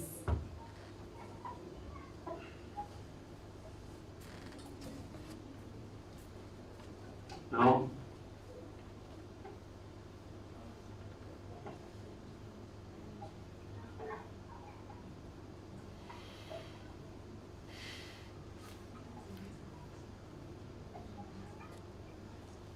I hope everybody can see the screen. Yes, we can. Okay. Thank you for the opportunity. Thank you for the opportunity. And Mr. Chairman, all protocols of the and my name is Addo from Universal IT Solutions. And it's a great opportunity to present to you what our solution, eBanker, cloud banking software can do for the Micro Credit Association of Ghana. There was a time like this last year that we presented our solution to MCAG members at the last AGM in Kokoria. And since then, we've seen mass patronage of the software. And the eBanker you saw at that time was a great software, but I can tell you that it's even better now. Okay. So in the next 2 minutes, I'll just tell you a few reasons again why we think eBanker is a solution to choose as a software for all MCAG members where they need it. The first reason is that eBanker is a very easy solution to use. We've done a lot of work to ensure that the solution is very simple to, even though it does a lot of complex things, it's a very easy solution to use. Extensive training is not required, and it's a very intuitive solution. Okay, so you just need to know one thing. I mean, if you know how to create for it as client, it means you are an expert already because you can do everything on the software. You don't need to go to school to use eBanker as long as you can use the solution. The second reason is that you can generate MCAG reports at a click. We know that usually the members, when the quota is up, they need to do the subsidiary report. It's a challenge for some because it takes a lot of time. But for eBanker, all you need to do is just to select the duration and then click, and the reports are generated for you automatically.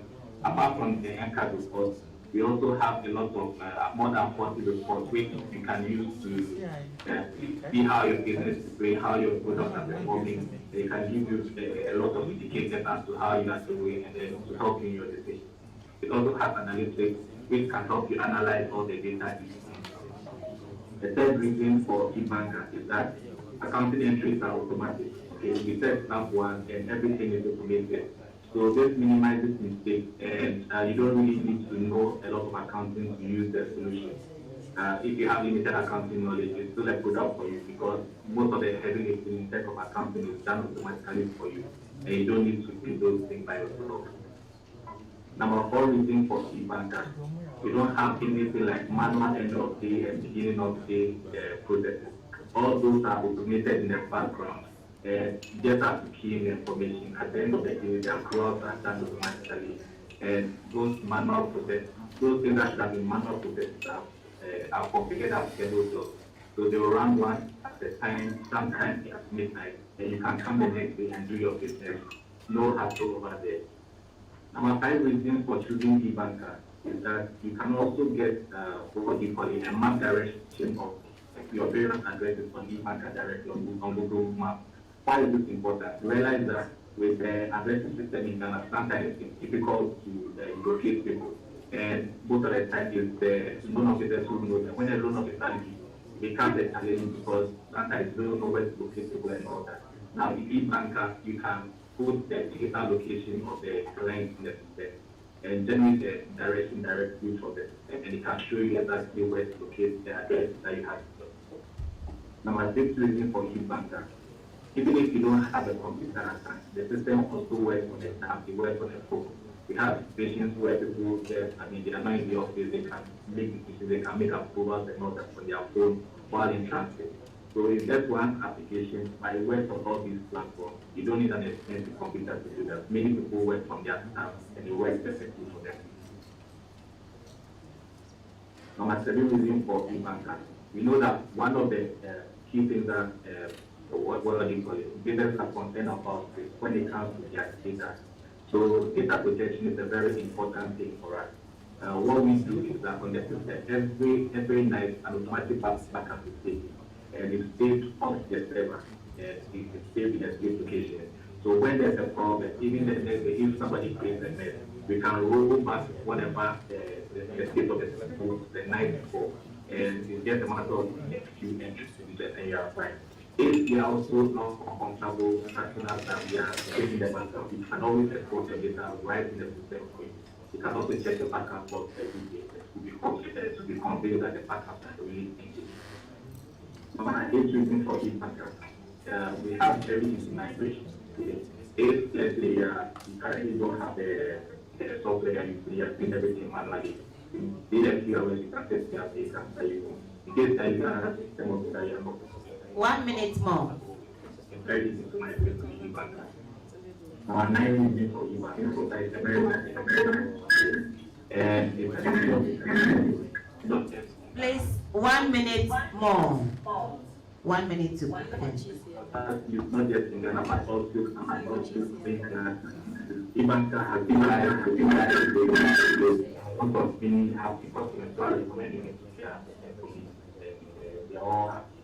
The last which I believe is very important for everybody is the type of support that we give. We give very good support. Any time of the day, we have people who get support on our way, WhatsApp, and we have a CRM that allows people to intervene, that we can track all issues and make sure that they are resolved. Now, this is everything for the bonus reason is that the data speed is low and the monthly subscription starts from 1. If you take anything from this presentation, just know that e-banker is ease of use of you, giving confirmation to make your life, and then also security support, and you come as far as e-banker. Thank you for the time. And if you have any questions, we are ready to answer them. Thank you. All right, thank you. We now want to hear from Mr. Solomon Labi from SoftClick. Star Micro, sorry. Mr. Solomon Labi from Star Micro.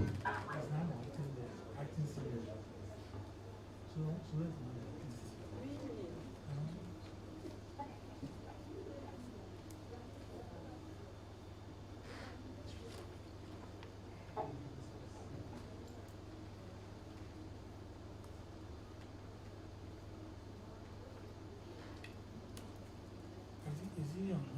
Solo is yeah.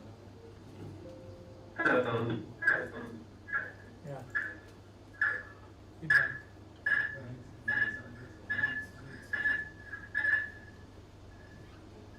Hello, good afternoon. Good afternoon. Hello, good afternoon. Good afternoon, please. We can hear you loud and clear. Go ahead. Okay. So, all protocols that my name is Maladi, as I said, active you for some memory. Sure. This afternoon, I want to take the opportunity to first of all express our gratitude to MTAG for the solid relationship we've built over the years, and to all members who do business with us, and those who are yet to do business with us. This one I just met.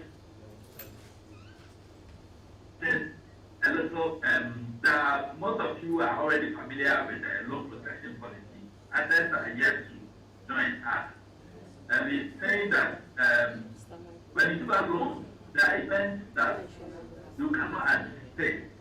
The issue of debt, the issue of credit stability, the issue of critical illness, the issue of fire and flood. So what we say is that time I put together with our Madam of Minister Life and Assurance and provide cover for you against this unforeseen risk or event. And we say that for all loans within 1 year, now the rate is 6 times memorial. For 1 year loan within 1 year is 0.4%. So we are saying that if you have not yet done credit protection with us, we are calling on you to come and let us talk and have your loan secure. And the midst of COVID-19 and all the challenges that we face, I would urge that if you are not insuring your loans, kindly see us so that we can insure loans for you. So the thing is that we have employee security plan. You all know that the most valuable asset that every has is employee. And we say that this policy that is secure an employee. And so all that we say is that please link up with Star Micro together with Madam Minister so that we can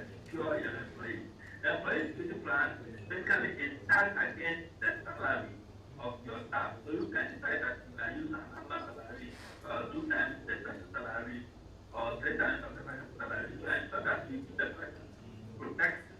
So that in case of death, case of total disability, case of critical illness or tragedy, you can at least have some lump sum of money for your employee, at least beneficiaries or family.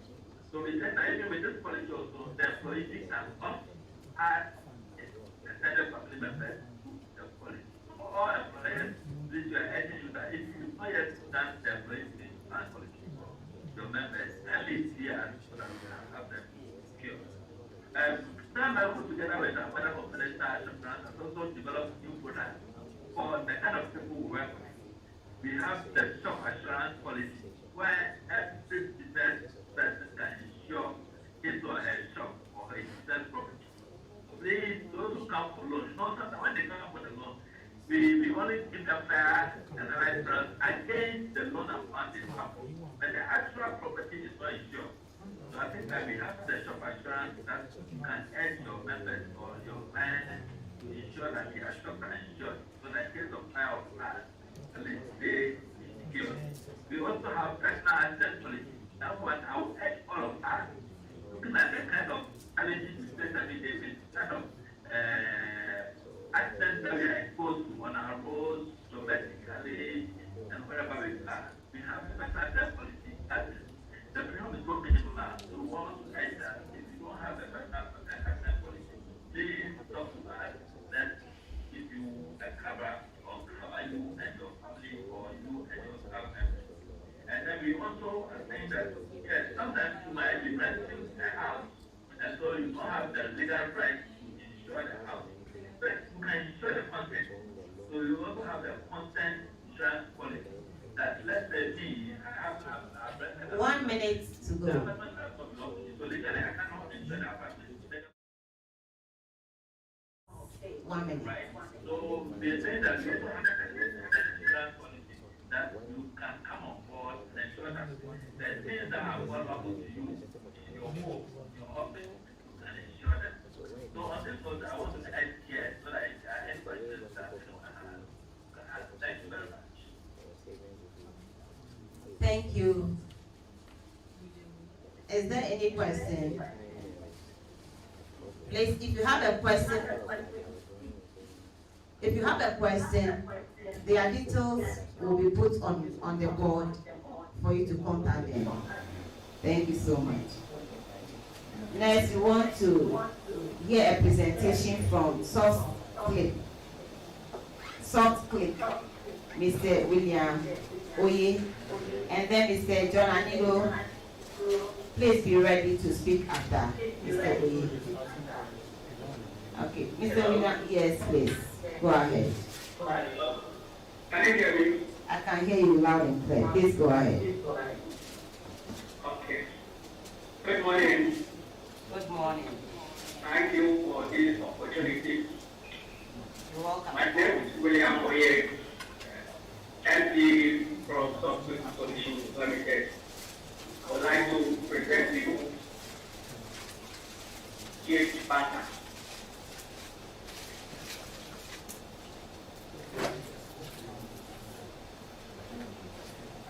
Software Solutions is an IT company in Ghana established in 2014.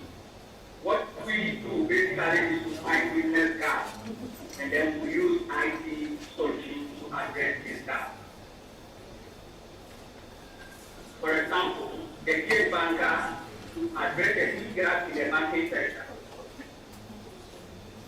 Our core features that we do, the services that we do, is select software application development, mobile and web application development, ICT advisory and consultation, administration and services, class hosting services, networking services, ICT support services. So this is the core service that we do. The product that I'm about to talk here is a GH Banker. It's an integrated banking system designed to meet the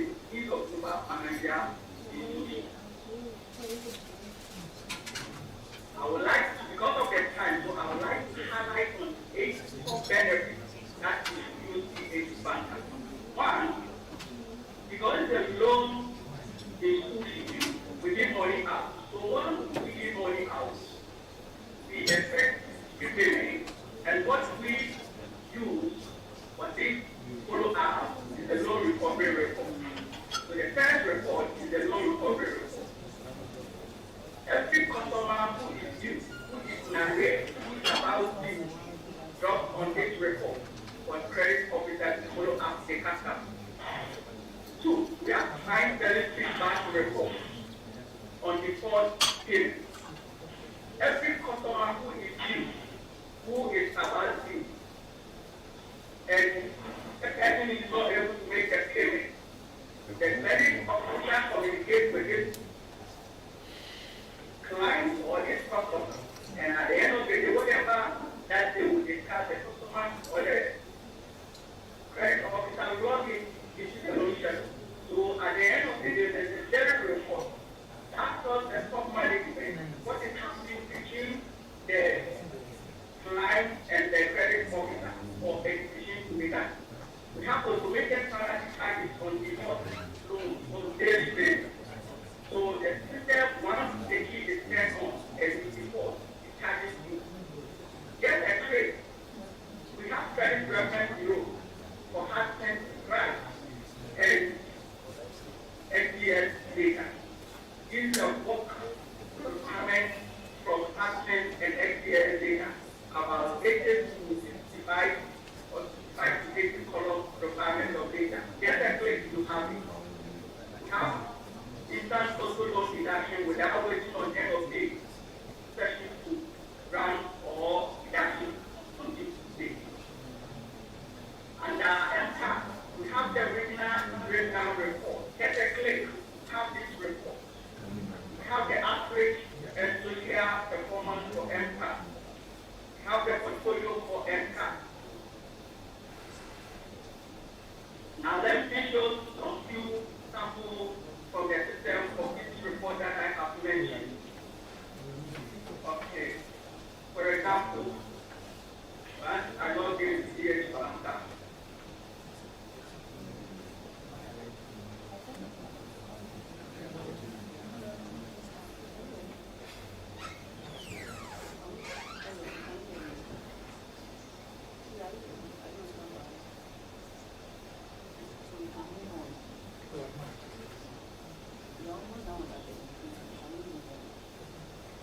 One minute more, please. 1 minute more. Please. Mr. Wade, you have 1 minute. Because of the time, let me move on.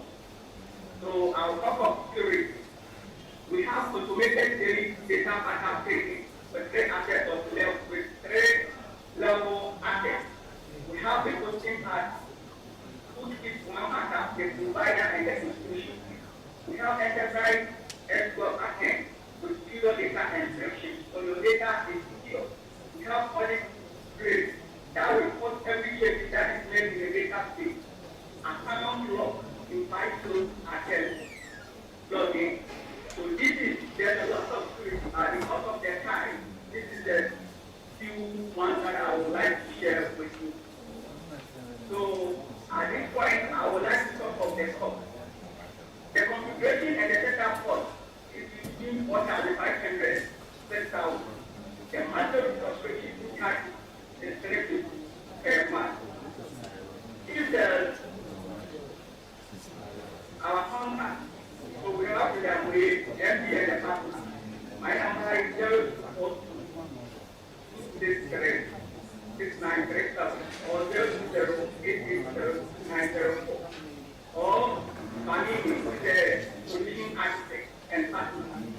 This number is 053 043 or 057 383 643. If time will allow me, I would like to talk about other benefits of the system. Under financial reporting, we have income statement, balance sheet, general ledger, cash debt, follow barrel, nominal ledger, account, Time up. ledger, account report. We have nominal empire. Time up. And alone, we have the loan portfolio report. One. Loan repayment report. Expected loan repayment report. Customer repayment schedule. And customer loan statement.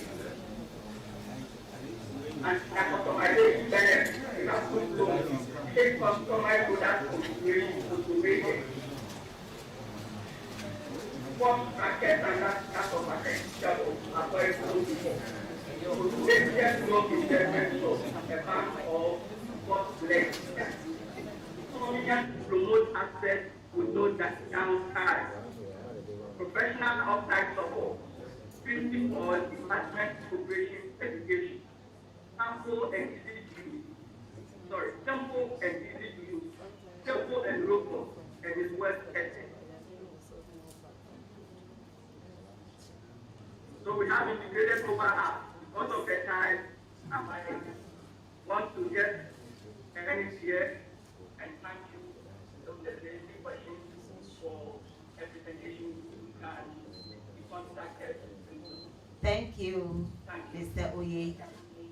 Their details are on the screen. Please, you can contact them if you have any question or you are interested in their product.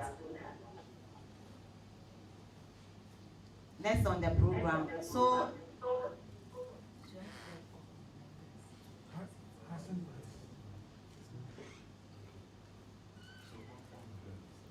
please, all non-members, we want to say a big thank you to you. We are done with you, please, so you can exit. All non-members, thank you. I want to see you going off. How will you know if they are? Please, are you going off? All non-members. No, you can put them in engagement.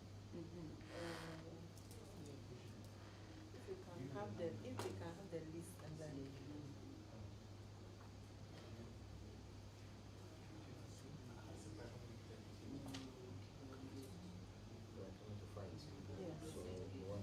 All right, I think we are set now to move on with the part 2 of the program. I now call on the board chair, Mr. Wilberforce Ofori, to call to order the AGM. Let's invite him with the clap.